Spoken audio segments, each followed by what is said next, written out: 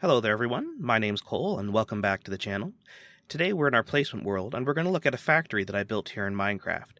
This factory was built in survival mode. I built it on a server that I used to play on with a group of friends from work. I used MCEdit to copy it from the server world into this placement world just so we could have a look at it today. I used MCEdit to copy in the factory itself and this crane right here. In the survival world that I played on, I did have this yard out here as well, although this yard's been expanded a bit and tailored to fit our terrain here a bit better. Whenever I play on survival mode and build a factory like this, I do like to have my resources out in the open and available. I wasn't worried so much about people taking them. When you play with a group of friends, you don't necessarily have to worry about that so much. Also for me, I prefer the aesthetic of having my ores out in the open as opposed to having them tucked away in chests. I'm not exactly sure how long it took me to build this project. I would guess probably about 3 weeks because that would include gathering all the resources for these bricks, as well as, smelting down the cobblestone to make the smooth stone, to make the bricks and all that stuff. So we'll go inside and we'll have a look. Whenever I'm playing in survival, I always have a central hub. A hub where I can store my resources, where I can manufacture things, like smelt things, and work on little building projects and such too. So this factory is actually a fairly common design that I usually build whenever I play on any sort of survival world. So when we come into the factory, we have this main part right here. On the left here, we have my storage array. And I usually have it organized in some fashion like this. Unfortunately, when I used MCEdit to copy it into this world, all the item frames popped off. So I'm not exactly sure of the layout that I exactly had, but it was something like this. I tend to have precious ores in the first column, and then the next columns usually have, as you see them here, less precious resources in the center, things more that are used more for aesthetics and such, followed by wood, and followed by the stones and such. So with a storage array here, I'm kind of limited, just to a small handful of chests here for some of the more common bricks, which is why upstairs I have a massive amount of storage for those things. I don't like to throw anything out whenever I'm playing.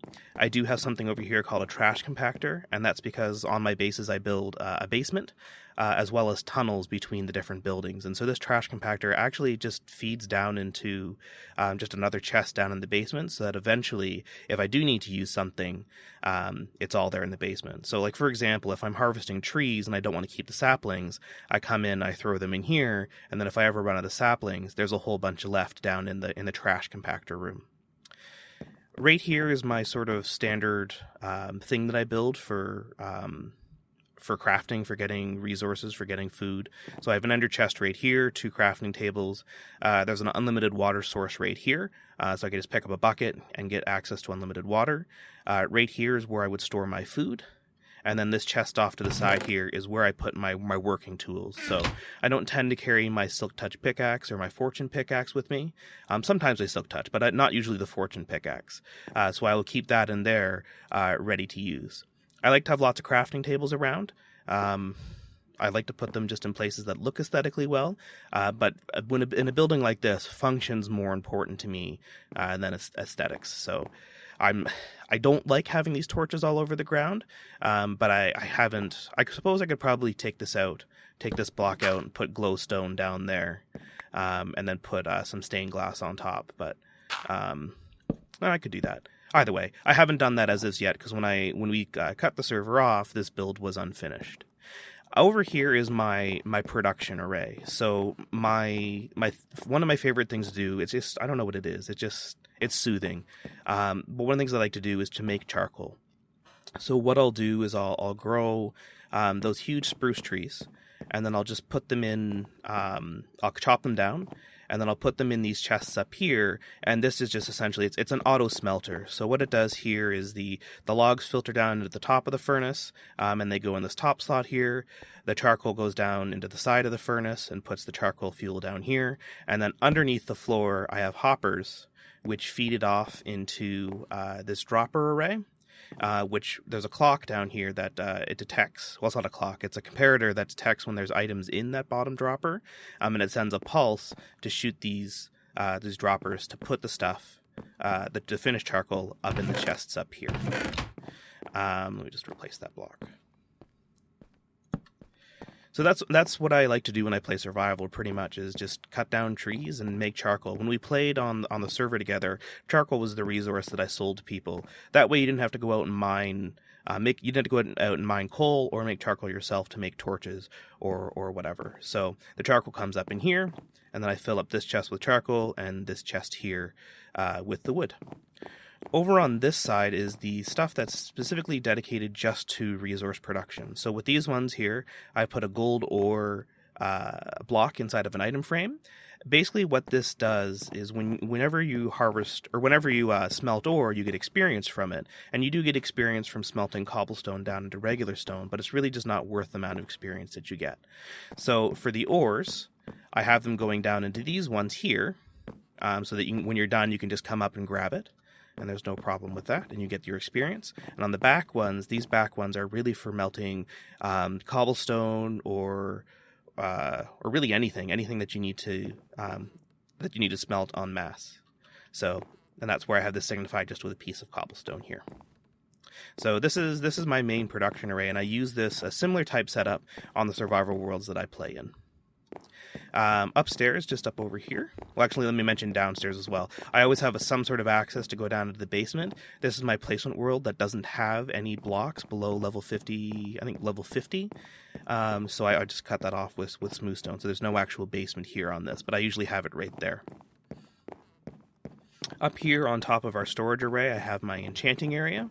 And a little storage area for all my enchanting resources. So the lapis lazuli, books, leather, anything that's really needed for enchanting. And then upstairs is my massive storage array for common blocks. I do tend to build a lot with smooth stone. Not smooth stone, with stone bricks, and so I need to have a lot of it in storage, and more than just one or two chests can contain. So I have a massive storage array here for bricks. Nothing's assigned here to this one. This one's smooth stone, cobble, netherrack, and then nothing here on this one. So this will actually contain all of the block types. It'll include the half stone slabs, half cobblestone slabs, cobblestone stairs, so on and so forth. And then again on this end and on this end, I have my little units for survival. All the stuff that you need for survival is in here. So food, your ender chest, and then 2 crafting tables. So that's pretty much it. We'll just head a bit outside here, and we'll discuss a little bit more of our build. The last thing I want to show you just before we sign off here for today is this crane. As you may have guessed, red's my favorite color, so I built this crane out of red. This is just a small standard crane. It's a mobile crane. It's on 2 tracks and has a central pivoting joint. It's not very tall. It's not very long. It's really just designed for inside this yard, really. It's able to lift up logs with its hook arm, as well as move blocks, and so on and so forth. So there's not a whole lot really going on inside. Ooh, let me get around here. We have... Oh, I'm stuck. There we go. So we have a central control, a seat here for the operator, and then a central control station with 2 levers, one to control the angle of the boom arm, and then one to control the height of the hook. And that's pretty much it. So as I mentioned earlier, I built this over the course, I don't know, I'm assuming about 3 weeks or so in survival mode. I didn't use any creative mode. I didn't cheat in any gathering of the bricks or any gathering of the clay or anything. The best way I found to get clay balls to make bricks is to go into a swamp, because everything's fairly shallow and it's easy to get, especially when you're first starting off. I tend not to get into any of the big enchanting stuff, so getting things like depth strider or underwater breathing or anything like that. Until much later in the game. I like to have my base really set up before I really start working towards those things. Even before I ever go and fight the Ender Dragon or anything like that, I'll always have my main base built and aesthetically looking nice before I do anything.